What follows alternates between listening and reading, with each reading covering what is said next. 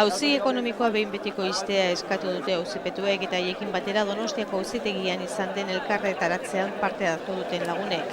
Egunkari auzia duela 11 urte hasi zela eta denbora honetan nahiko sufritu dutela esan du Iñaki Euria auzipetuak.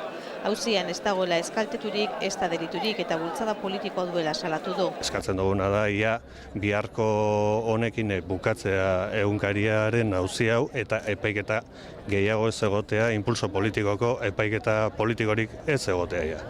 Elkarretaratzean auzipetuak izan dira haiekin batera Jaurlaritzako, Gipuzkoako Foru Aldundiko eta alderdi politiko abertzaletako ordezkariak izan dira. Euskal kultur munduko hainbat ordezkarik ere bat egin dute egunkariko auzipetuekin.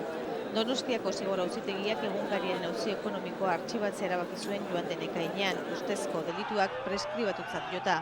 Gipuzkoako fiskaltzak errekurritu egin zuen erabakia. Auzia artxibatu ala ez erabakitzeko bihar bilduko da Gipuzkoako lurralde auzitegia.